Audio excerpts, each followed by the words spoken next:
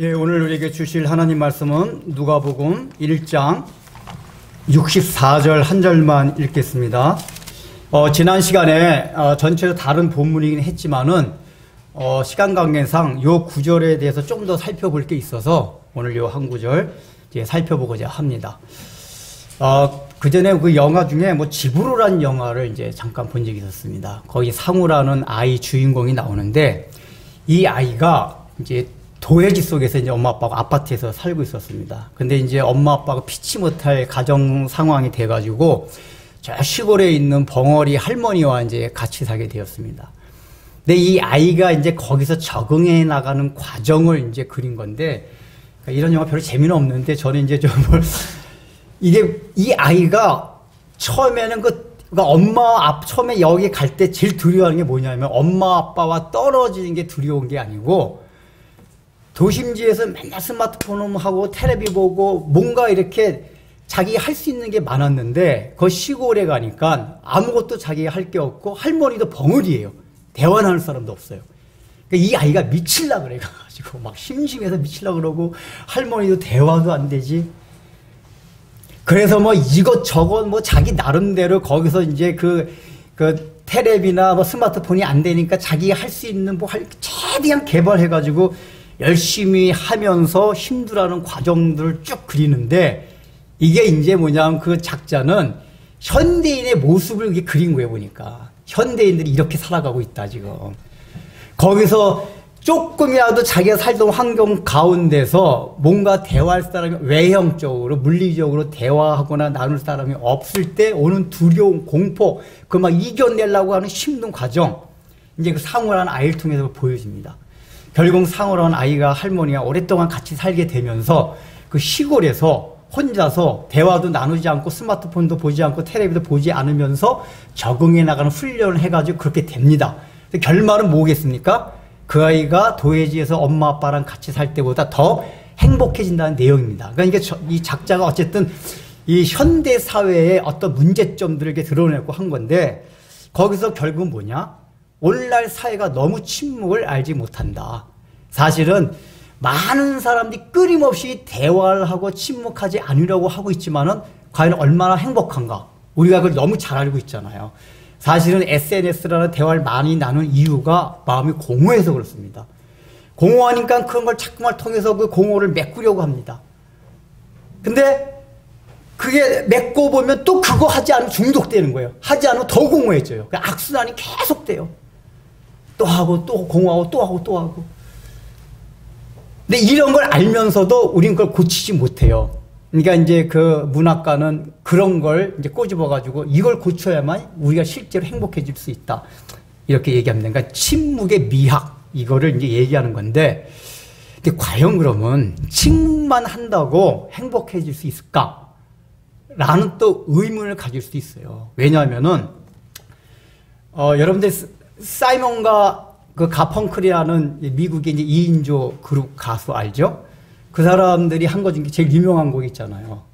The Sound of Silence. 그러니까 침묵의 소리. 그게 이제 가사가 그렇게 되거든요. 아는 사람 알 거예요. Hello, dark small friend. 아세요?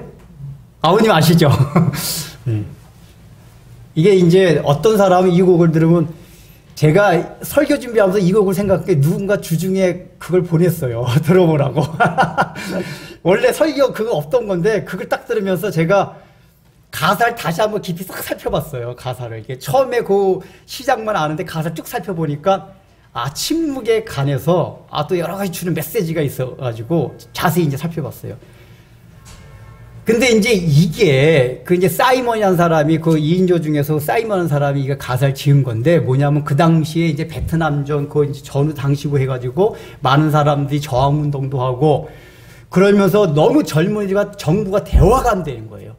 그러니까 이제 이 사람이 생각할 때는 그 사회 속에서 친구들 관계 속에서 신념과 이념과 세대 간에 따라가지고 소통이 완전히 부재된, 단절된 그런 사회 속에서 살아가고 있었어요.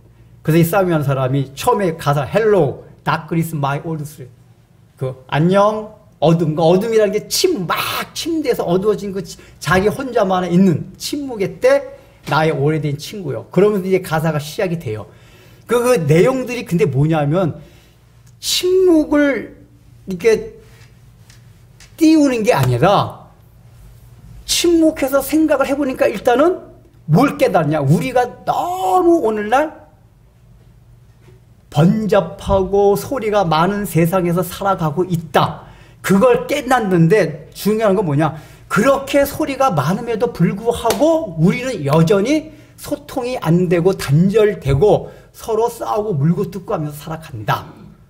그래서 이 사람이 얘기하는 건 뭐냐. 그러면서 뭐냐면 오히려 이 사람은 뭐냐면은 오히려 그렇게 소통이 안 되는 사회 속에서 침묵을 멈추고 소리를 내야 할 때 침묵하는 어리석은 사람들. 그러니까 여러분 저항 같은 것도 침묵하지 말고 이게 정치 같은 게 그렇잖아요. 침묵만 하면 당한다. 오히려 침묵하지 말고 정부에 대해서 어떤 거 악에 대해서 크게 외쳐야 된다. 이런 얘기들이 이제 그런 저항하는 사람들 사고방식이 있단 말이에요. 그러니까 이 사람은 침묵으로부터 시작을 해서 가사를 써나가는데 나중에 뭐냐면 침묵하면 안 된다는 거예요. 소리를 질러야 된다. 그러니까 역설이에요, 역설.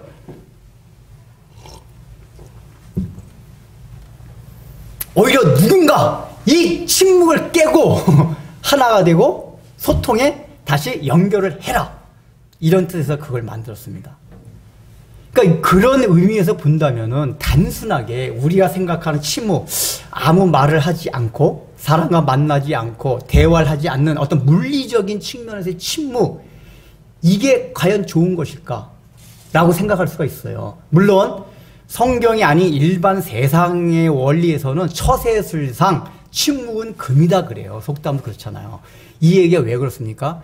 너무나 말을 많이 하다 보면 사람은 실수를 많이 하기 때문에 언젠가 상대방한테 자기 약점이 노출된단 말이에요. 지금은 괜찮지만 이 사람이 나의 적이 될 때는 그 약점을 빌미 삼아가지고 나를 옥죄일 수가 있단 말이에요. 그래서 가능한 말은 많이 하지 마라. 옛날 이조 시대 때 조정 대신들은 특별히 말을 많이 하지 마라. 그 연산군 때 그거 있잖아요. 그 성종 때 그 말을 많이 했다가 전부 패배윤 씨 찬성하는 말을 많이 하는 사람이 더 혹독한 저기 받았단 말이에요. 그러니까 이게 제어는 어느 부임회 때 당신 조정에 나가지 마, 나가지 마. 제 이름은 기억이 안 나요. 성종 때. 이게 패배윤 씨 패배시키려고 하는 회의라는 거 딱 와이프가 눈치채고 나가지 마 하는데 나갈 수는 없다고 하니까 그러면 아무 말도 하지 말라고. 그러니까 이게 이 세상을 살아가는 처세술에 있어서 침묵이 상당히 좋은 건 사실이에요. 성경이 말하는 과연 침묵인데 그러냐 그 얘기예요. 오늘 본문을 보면은 이게 이제 사가랴 혀가 풀리고, 이 혀가 풀린 건 뭐죠? 침묵이 끝났다 그 얘기예요. 혀가 풀리자마자 뭐가 시작됐죠? 찬양이 시작됐어요.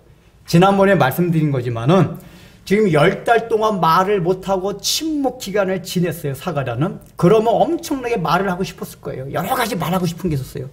그럼에도 불구하고 이 사가랴가 침묵이 끝난 시점에서 가장 먼저 한 게 찬양이었단 말이에요. 그것도 요한에 대한 찬양이 아니라 예수님에 대한 찬양. 그러면 생각해 보세요. 이거 지난 시간에 말씀드렸나 안 말씀드렸나 모르겠는데 이 사가랴 입장에서는 요한의 이름을 이 이름을 사가랴라고 안 짓고 요한이라고 짓는다는 얘기는 이 아이, 지금 나와 부인의 사이에 태어난 이 아이가 내 가문의 아이가 아니라 다른 가문의 아이다 그 얘기예요. 그러니까 사가랴라고 이름 짓는 건 우리 가문의 아이다 그거거든요. 근데 이 사가랴가 아니야, 이 아이의 이름은 요한이다, 이 얘기 뭐냐면은 내 가문의 아이기를 포기한 거예요. 그러니까 이게 제사장 입장에서 고대 유대 사회에서는 거의 있을 수 없는 일이란 말이에요. 자기 아이를 내 가문의 아이가 아니라고 하는 거는. 그러니까 이거는 뭐냐면 굉장한 자기 희생을 무릅쓰고 포기하고 하나님 뜻에 순종한 결과가 그런 거예요. 근데 이게 어떻게 돼서 그렇다? 침묵의 결과로. 여기서 그러니까 10달 동안 말을 못하고 있다가 침묵의 결과가 이렇게 되었다 그 얘기예요. 그러면 우리는 이런 얘기를 했습니다. 왜 이런 결과가 나올 수 있다고 했습니까? 처음엔 안 그랬겠죠. 내가 그것 좀 조금 안 믿을 소리, 이런 징계를 내릴 수 있을까? 그러니까 말 못한 답답함, 약간 원망도 있을 수 있을 거예요. 그러나 사가랴가 계속 그 마음에 예, 말을 못하고 듣지도 못하잖아. 듣지도 못하고 내보내지도 못하고. 그러면서 하나님 말씀에 대한 묵상을 계속 해나갔어요. 해나가면서 구약성경들 계속 마음에 다져지고, 그래서 내 아이가 바로 올 메시아를 준비한 자라는 걸 깨닫게 된 거예요. 하나님의 섭리를 깨닫게 됐어요. 그러다 보니까 내 아이를 포기할 수 있는, 이 아이는 내가 낳지만 하나님께서 주신 아이고 내 가문의 아이가 아니라 하나님의 가문의 아이다. 하나님이 나에게 잠깐 선물로 준 것뿐이다. 이런 마음이 이 사가랴로 하여금 찬양하게 했단 말이에요.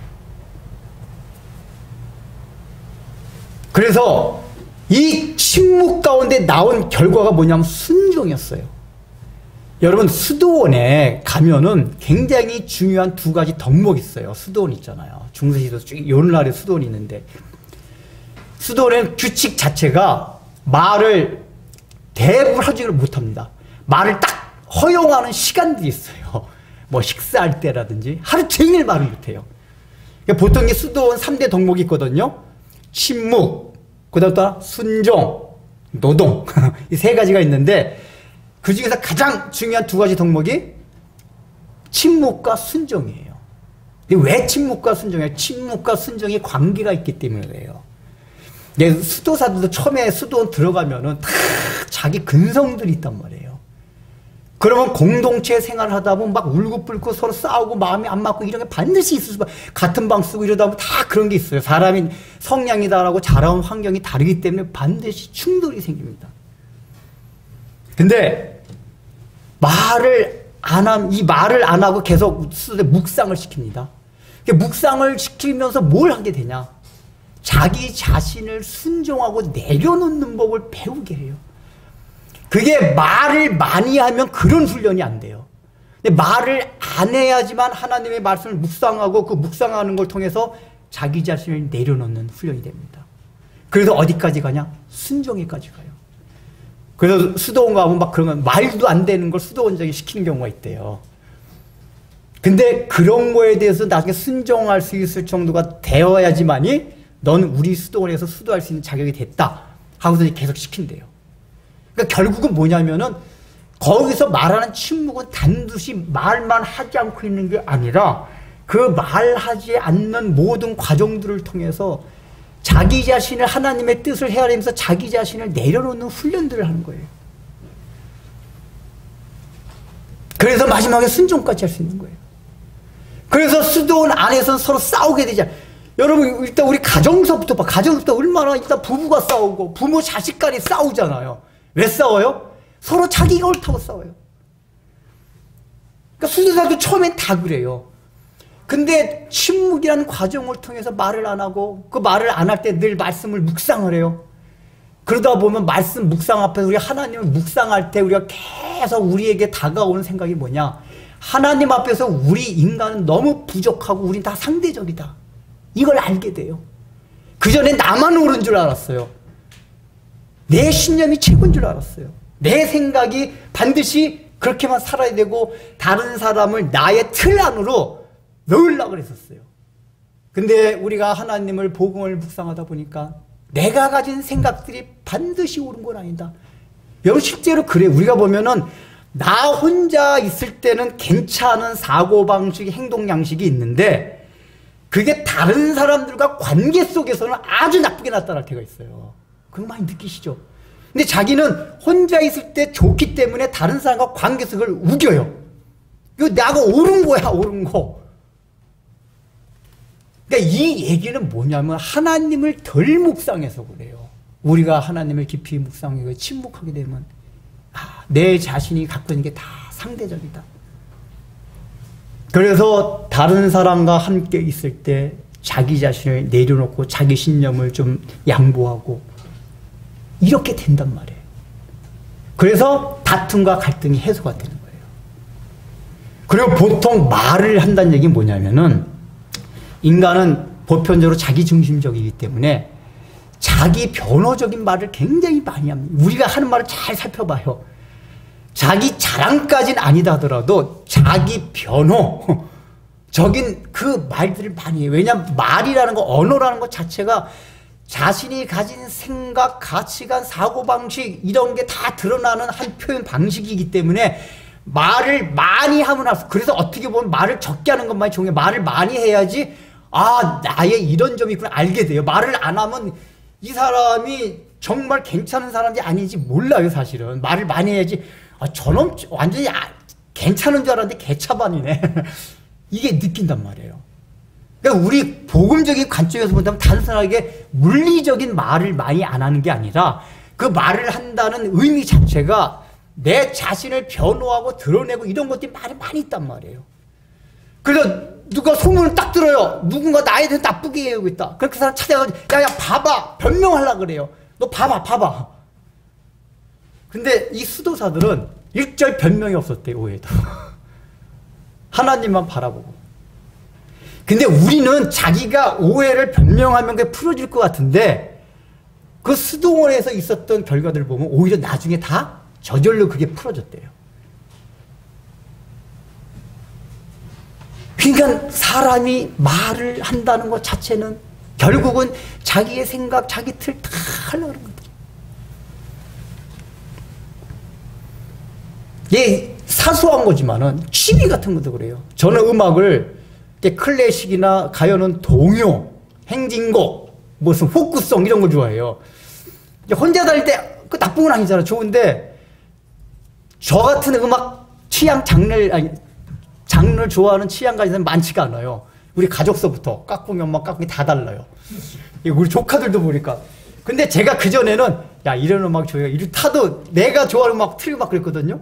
근데 생각해보니까 아 이건 내가 혼자 있을 때 좋은 거지 얘네들한테도 그런 건 아니구나. 우리 조카 애들은 자기 나름대로 가요들 있어요.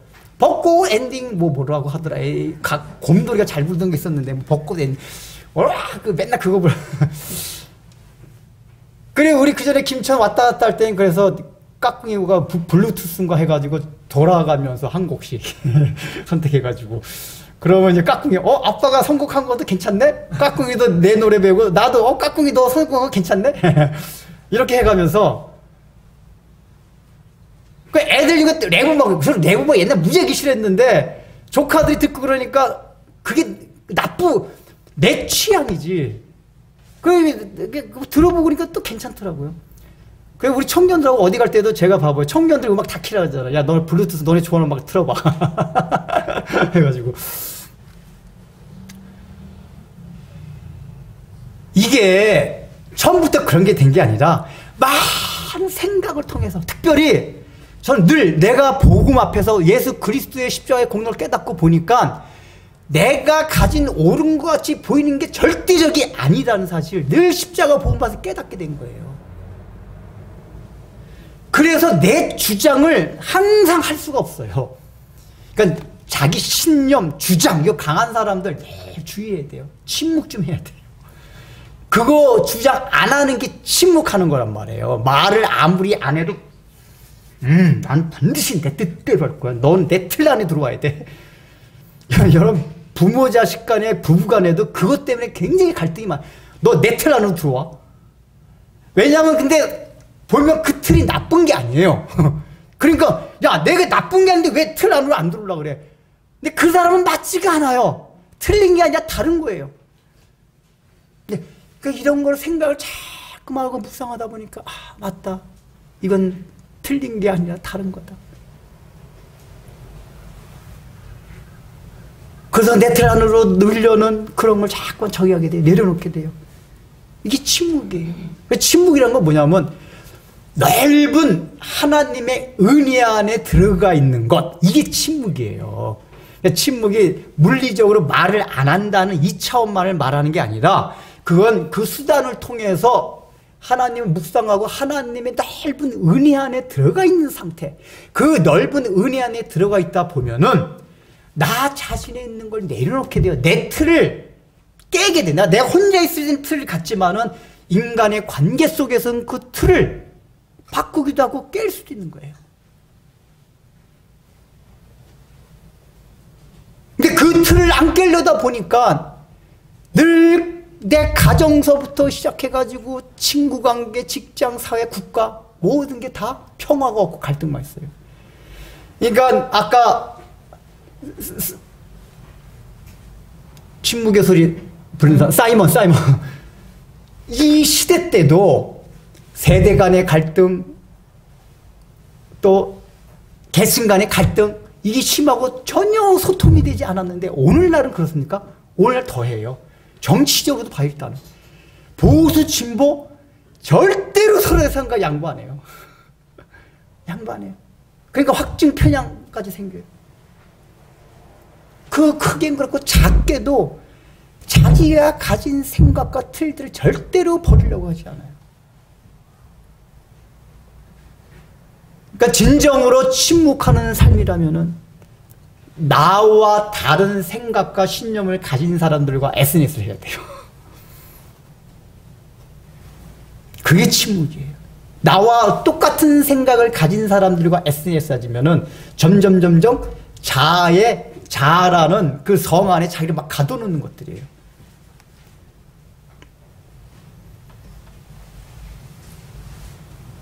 그 본을 사가랴가 보여줬고 예수님 보였고 모든 성경의 사람들이 그걸 보여줬어요. 아브라함을 보십시오. 아브라함이 어느 날 하나님이 이삭한테 아브라함한테 너 이삭을 바쳐라. 아니 하나님 미치셨어요? 주실 때는 언제고? 근데 아브라함이 그래서 모리아 산으로 이삭을 데리고 가요. 3일간. 근데 성경이 뭐라고 표현하죠? 3일 동안 아무 말도 안 했더라. 침묵하면서 갔어요. 만약에 이삭이 여러 가지 아버지 어디 가세요? 제사 지내러 가. 근데 뭐 저걸 어디 있고 막 이것저것 물어봤을 거 아니에요. 그래서 만약에 말을 했더라면 어떻게 됐을까요? 아브라함이 많이 마음이 약해졌을 거예요. 이 어린 내 아들 어떻게 죽여? 그래서 막 마음이 흔들렸을 거예요. 근데 아브라함은 아무에게 3일 동안 아무 말 안 하고 묵묵히 모리아 산으로 갔어요. 그때 묵상했죠. 뭘 묵상했을까요? 그 침묵 가운데서 하나님이 나중에 아브라함이 알아요. 아브라함이 순종해가지고 사라 누구냐 이삭을 딱 죽이려고 하니까 아브라함아 멈춰라 딱 그러잖아요. 그러니까 아브라함 실제 죽이려고 그런 거예요. 근데 아브라함이 나중에 뭐라고 했죠? 하나님께서 원래 낳지도 못할 이삭을 낳게 하고 그게 약속을 해주셨으니 내가 이삭을 죽인다 해도 하나님이 다시 살리실 것을 하나님께서 약속하셨기 때문에 저는 그걸 믿었기 때문에 이삭을 죽이겠습니다. 얘기한단 말이에요. 그 믿음이 어디서 생겼을까요? 3일 동안 말 안 하고 묵상하고 침묵 가운데 가면서 그 믿음이 다져진 거예요. 우리는 성경에서 그런 걸 예수님도 보세요. 예수님에 대한 예언이 이사야 53장에서 쭉 나옵니다. 근데 그 중에 무슨 예언이냐면 그는 고난을 당하되 변명하지 아니하고 양 깎는 자 앞에서 아무 소리를 안 하고 이 얘기가 뭐죠? 나 죄 없어 이러지 아니하신다 그 얘기예요. 그래서 마태복음 27장에 보면 실제로 예수님이 신문 받는 과정들이 나오거든요. 근데 예수님이 빌라도가 신문을 하는데 아무 얘기를 안 하세요. 근데 어떤 때 또 얘기를 하세요. 어떤 때 얘기하고 어떤 때 얘기 안 했냐? 자신을 변호하기 위한 거에 얘기를 안 하세요. 그러니까 제가 이렇게 저거 하기 위한 그 차원의 얘기를 안 하세요. 근데 빌라도한테도 복음을 증거하기 위한 뭔가 의미가 있을 때는 빌라도 얘기를 잠깐 해요. 그러니까 이사야서의 예언대로 예수님은 자기가 당할 고난을 회피하기 위해서 자기를 변명하기 위해서 어떤 말도 하지 않고 침묵하셨어요. 걔 말하면 할수록 예수님도 십자가 고난을 인간적으로 당하기 싫어하셨잖아요. 할 수만 있으면 이 잔을 내게서 떠나가게 하옵소서. 내 자신을 변명한다는 얘기는 자꾸만 그 방향으로 간다는 얘기예요. 예수님이 그걸 안 하셨어요. 오늘 이 사가랴도 마찬가지입니다. 이 사가랴의 마음 가운데는 10달 동안 있으면서 자기가 가진 것들 다 내놓기 시작하는 거예요. 이제는 내 가문까지도 별거 아니고 포기할 정도로. 그러다 보니까 하나님의 뜻이 깨달아져요. 그래서 침묵하면서 나중에 깨닫는 게 결국 뭐냐? 하나님의 섭리에 대한 깨달음이에요. 묵상을 하다 보면 자꾸만 하나님의 섭리가 왜 이렇구나. 궁극적으로는 지금 오늘날에는 나와 나 자신과의 대화가 소통이 안 되는 시대입니다. 여러분 그거 느끼세요? 내 안에 또 다른 내가 있는데 무슨 유행가 가사도 그런 게 있던데 그거 있죠. 내가 어디서 뭐 들은 것 같아. 내 안에 또 다른 내가 있는데 이게 뭐냐면 내가 아닌 것 같아. 나하고 소통이 안 되는 거예요 지금. 원래 나하고 소통이 돼야 되거든요. 근데 나하고도 소통이 안 돼요. 이게 하나님의 섭리에 대한 깊은 묵상이 없어서 그래요. 그래서 우리는 이제 이 말씀을 하면서 이제 결론을 짓겠습니다. 우리가 여기 오늘 사가랴의 신앙을 본받아서 하나님께서는 우리에게 침묵하라고 하십니다. 그 침묵은 단순하게 물리적으로 말을 많이 안 하는 그것이 아니라 침묵을 통해서 묵상을 통해서 내 자신이 하나님 앞에서 어떤 존재를 깨닫고 내 거를 내려놓는 작업이에요. 그래서 하나님 뜻에 끝까지 순종하는 거, 이게 침묵의 결과란 말이에요. 그리고 여기서는 어떻게 돼요? 작은 것부터, 여러분 가정에서부터, 부부간에, 부모 자식 간에 자기 거 내려놓으세요. 자기 틀 내려놓으세요. 자기 생각, 고시, 교회 안에서도 마찬가지예요. 뭐 하다 보면 유난히 막 자기 주장 강한 사람, 이게 이제 자기 주장 강한 사람이 자아가 성향이, 인간은 다 죄성이 강하긴 한데 이 주장 강한 사람이 자기 이 자아가 강한 사람들이에요. 성향이 그만큼 더 힘들어요. 그런 것들을 자꾸 내려놓으세요. 가정서부터. 그러면 어떻게 되죠? 마음에 평화가 오기 시작해요. 우리 가정을 향한, 우리 부부를 향한, 우리 부모 자식 간의 관계를 통한 하나님의 뜻이 헤아려지기 시작해요. 그래서 평화가 이루어집니다. 갈등이 해소됩니다. 그렇게 될 때 우리의 마음 가운데서 하나님을 진정으로 찬양하는 마음이 나와요. 여기 사가랴가 이제 다음 주 하겠지만은 자기 자녀를 자기 자녀에 대한 감사가 아니라 꼭 예수님에 대한 감사를 했잖아요. 이제 너는 내 아이가, 네 우리 가문의 아이가 아니라 하나님의 가문이다. 이걸 깨달은 거란 말이에요. 부모 자식도 마찬가지예요. 너는 내 새끼가 아니라 하나님의 새끼다. 당신은 내 아내, 내 남편이기도 하지만 하나님이 나에게 주신 선물이다. 이렇게 우리가 생각할 때 그 사람이 얼마나 귀해지고 우리 자신의 걸 내려놓고 이렇게 서로 갈등 해소하면서 살아갈 수 있겠어요. 특히 요즘 우리 부모들은 공부 때문에 얼마나 아이들이 막 저기해요. 왜냐하면 이 사회를 바라보면 공부를 못하면 사람 대접 못 받고 살아가게 돼 있는 게 사실이에요. 그러니까 부모가 자식을 살아가니까 공부 좀 열심히 해라. 근데 타고난마다 공부도 다 달라요. 어떤 사람은 공부하는 거 좋아하는 사람이 있지만 어떤 사람은 공부하기 싫어하는 사람이 있어요. 근데 내가 옳은 틀, 너 공부, 이 새끼야 공부 열심히 안 하면 어떻게 되는 줄 알아? 고생 칙싸게 한다. 내 새끼! 하나님의 새끼잖아, 하나님의 새끼.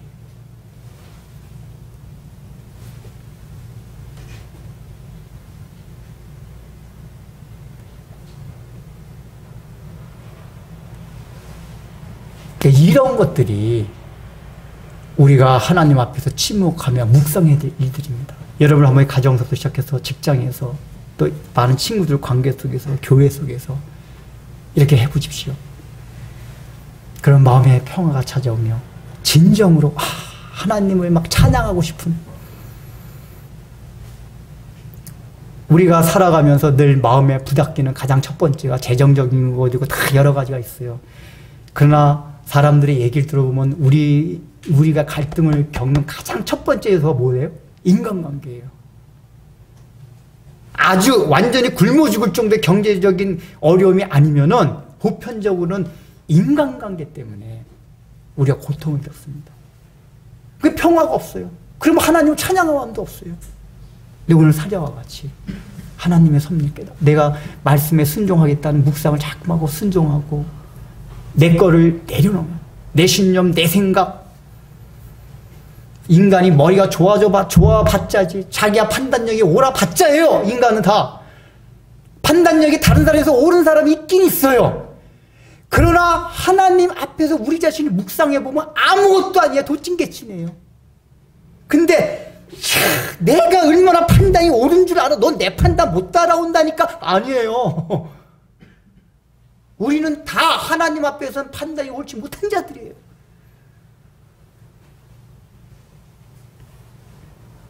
이에 그 입이 열리고 혀가 불며 말을 하여 하나님을 칭송하니.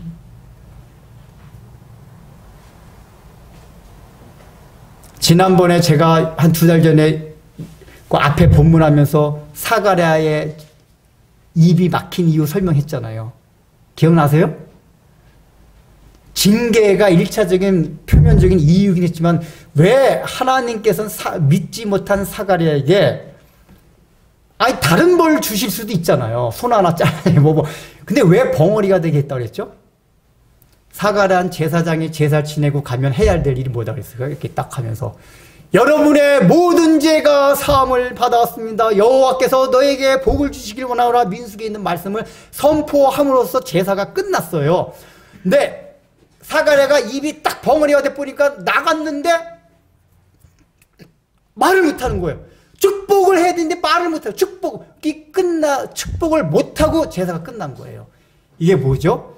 믿지 못한 인간이 하나님을 신뢰하고 믿지 못한 죄 때문에 우리와 하나님이 우리에게 주신 복의 통로가 끊어졌다. 그걸 보여주는 메시지가 벙어리게 되게 한 이유였단 말이에요. 다른 쪽으로 징계를 안 내시고. 결국은 뭐냐? 예수님께서 오셔서 바로 우리에게 하나님께서 우리에게 주실 복의 통로를 열어주신 분이란 말이에요. 근데 여기서 이제 그래서 하나님을 신뢰했더니 입이 딱 열리면서 말을 하게 된 거예요. 근데 그 하나님의 신뢰, 하나님을 믿었다는 얘기의 내용이 뭐죠? 그 복의 내용이 예수 그리스도의 십자가 피 공로를 통해서 나는 죄인이요 나는 아무것도 아니한 사실을 깨닫고 그 하나님 품 안에 안겨 들어가는 것, 이게 복음이고 메시지예요. 즉 사가랴가 입을 열게 된 거, 하나님을 의지했다는 얘기 뭐냐면은 또 나중에 예수님을 찬양한다는 얘기는 단순하게 하나님을 신뢰한 그 정도가 아니라 그 안에는 예수 그리스도에 대한 믿음, 십자가 공로를 받는 믿음, 이게 있었다는 얘기예요. 근데 십자가 공로를 믿는 믿음 안에 있는 내용이 뭐냐? 내 자신, 아무리 옳은 자신이라도 다 상대화시키는 거예요. 제가 그전에 한번 설명드렸죠. 불교의 자기 부인과 기독교의 자기 부인이 차이점이 뭐라고 그랬죠? 기억나세요? 불교에도 자기 부인이 있고 기독교도 자기 부인이 있어요. 불교뿐만 아니라 모든 철학과 종교의 자기 부인은 자기의 못된 거, 안 좋은 거를 부정하고 내려놓는 거예요. 성경에서 말하는 자기 부인은 자기가 가진 옳은 것까지도 다 내려놓는 게 자기 부인이에요. 왜냐? 십자가 앞에서 나를 바라보니까 내가 상당히 괜찮고 나의 생각은 나름대로 옳은 줄로 알았는데 그게 아니더라. 이게 십자가 복음이 우리에게 즉시해지면서 가르쳐주는 것들이에요. 이게 안 돼 있으면 아직까지 십자가 복음에 대한 깊이, 그 복음에서 깊이 있게 천착하지 못한 거예요.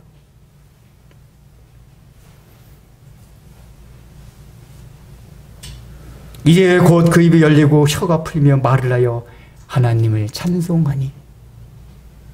침묵이 끝났을 때 하나님을 찬양했던 이 사가랴의 마음이 오늘 여러분들 가운데도 충만해져서 여러분 가정과 직장과 모든 인간관계 속에서 모든 갈등이 해소되고 하나님 앞에 순종하고 자기를 희생함으로써 마음이 평안해지고 하나님을 위해서 찬송하는 삶이 여러분 가운데 충만하기를 주의 이름으로 원합니다. 기도하겠습니다. 하나님 아버지, 저희들은 각자 다 서로 잘나서 모두가 내 틀 안으로, 내 신념 안으로, 내 생각 안으로 사람들을 들어오게 하려며, 그래서 그것 때문에 얼마나 인간관계 속에서 많은 갈등을 겪으면서 살아가고 있습니까?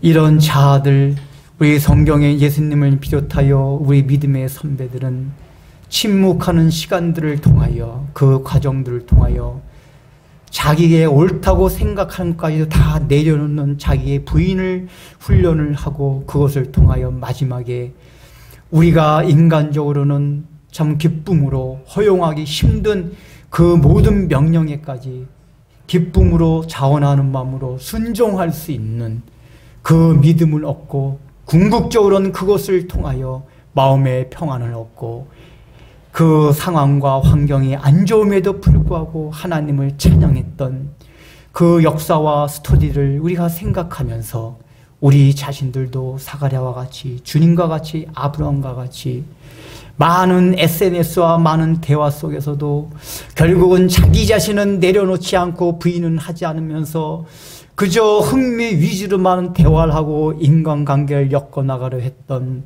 네틀라노만 사람을 누려했던 자기들을 다 내려놓고 침묵함으로써 온전히 주님께 순종함으로써 이 가정서부터 시작하여 주님께서 우리에게 약속하셨던 아름다운 나라들이 우리의 가장 가까운 곳으로부터 이루어지고 그것을 통하여 우리가 하나님을 찬양할 수 있는 은혜들을 저희 모두에게 허락하여 주옵소서.